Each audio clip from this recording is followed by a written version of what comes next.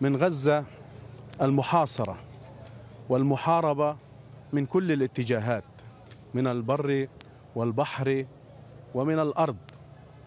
نحييكم ونشد على أياديكم، ونحن في هذه اللحظة الإنسانية، هذه اللحظة الاستثنائية التاريخية الفارقة والحاسمة التي يمر بها قطاع غزة وتمر بها الناس هنا في قطاع غزة.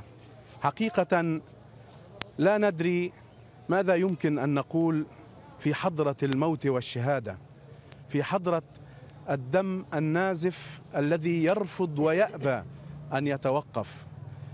لا ندري بأي الكلمات نتسلح وأي العبارات نمتشق في هذه المناسبة الجليلة وفي هذه المناسبة الموجعة والمحزنة.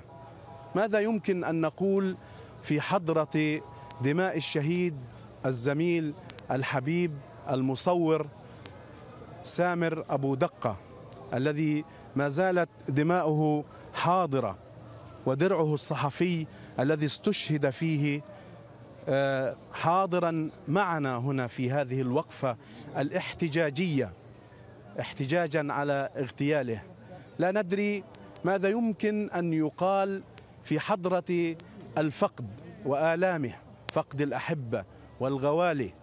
ماذا يمكن أن نقول في حضرة كل ما يجري في قطاع غزة؟ صحيح أن هذا الموقف ربما صعب وغير مسبوق ومؤلم وموجع بطبيعة الحال، لكن كان واضحا أن هذا الألم يراد له أن يسكت الصحفيين، وأن يقتل الصورة، وأن يوقف هذه المسيرة، ربما أن يصيب بالشلل صاحبة الجلالة.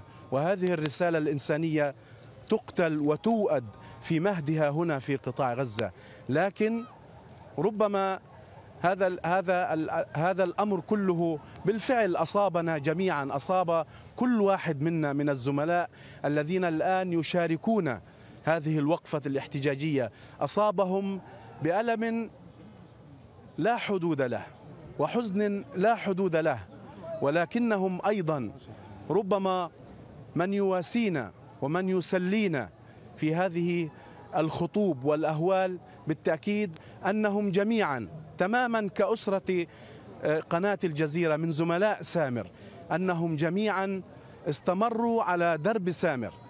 الصورة استمرت والصوت ارتفع والمسيرة الصحفية والإعلامية استمرت تماما كما هو الحال بعد أن غيب الرصاص لنفس القاتل زميلتنا الجليلة شيرين أبو عاقلة قبل نحو 2.5 عام.